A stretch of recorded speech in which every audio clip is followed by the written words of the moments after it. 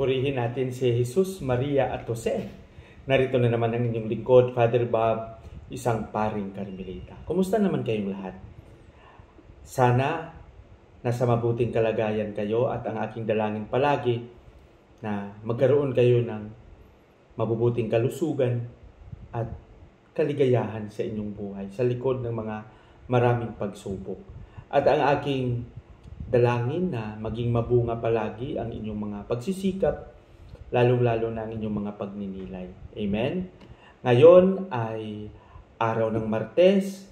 Nasa ika-28 araw na tayo sa buwan ng Enero, 2025. Ang ating pagninilay sa araw na ito ay babahagi sa atin ni San Marcos, Kapitulo 3, versikulo 31 hanggang 35. Dito, isinalaysay ng ating ebanghelista yung pangyayari na kung saan may nagsabi kay Jesus na hinahanap daw siya ng kanyang ina at mga kapatid.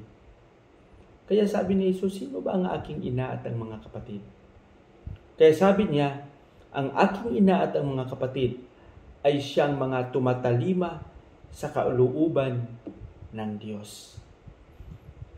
Alam niyo, kung tutukan natin ng mabuti ang pagbasa ito, marami ang mga maling interpretasyon. Dahil kung titingnan natin is, tinatanong dito ng ating mga kapatid ng mga sekta protestante, yung mga katanungang si Maria ay marami ring mga anak. Kaya nga, si Jesus ay tinanong at sinabihan na hinahanap siya ng kanyang mga kapatid. At pangalawa, si Maria ay hindi daw kinikilala ni Jesus na ina. Kasi tinanong at sinabihan din sila ni Jesus, sino ang aking ina? Alam niyo, ibang usapin ito pero mas magandang pag-aralan ng mabuti.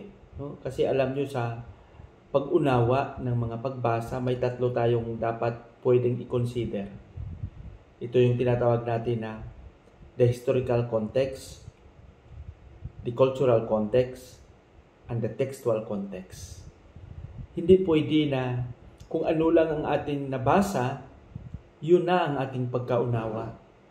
Bato-bato sa langit, marami ang mga kapatid natin na hindi naman masyadong nakapag-aral ng mabuti.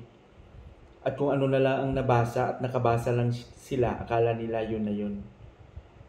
Sana maging seryoso sila na pag-aralan, no? Hindi sa madalian, kundi sa isang seryoso na pag-aaral upang makita pa nila yung lalim at ganda ng pag-unawa sa mga nakasulat sa banal na kasulatan.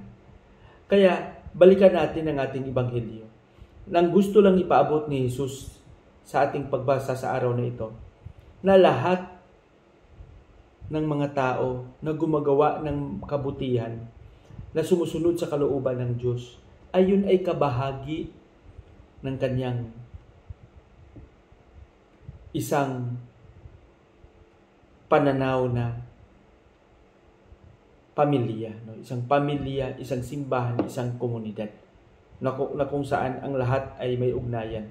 Kaya sabi niya, ang aking ina at ang aking mga kapatid ay yung mga taong tumatalima sa kalooban ng Diyos. Kaya sa atin, sa ating mga kahinaan, sa ating mga hindi magandang nararanasan sa buhay, sa kaguluhan ng ating pag-iisip, sa mga panahon ng ating mga pag-alinlangan, sana huwag nating kalimutan na hindi masira yung ating pagiging mabuti, na patuloy ang ating paggawa ng kabutihan. Hindi lang sa ating sarili, kundi lalong-lalo na sa iba, sa mga nangangailangan. Ipakita natin na mayroon tayong panindigan sa ating pagiging anak, sa ating pagiging kapatid, sa ating pagiging ina, sa ating pagiging kabahagi sa isang malaking misyon na sinimulan ni Kristo na ating tagapagligtas. Amen? Pagpalain nawa tayo ng Panginoon sa ating padalangin, Panginoong Hesus, sa likod ng aming kahinaan, turuan mo kaming tumalima palagi sa iyong kalooban. Turuan mo kaming magpatuloy at magkaroon ng panindigan sa pagpapahayag at pagpalaganap ng iyong paghahari. Amen.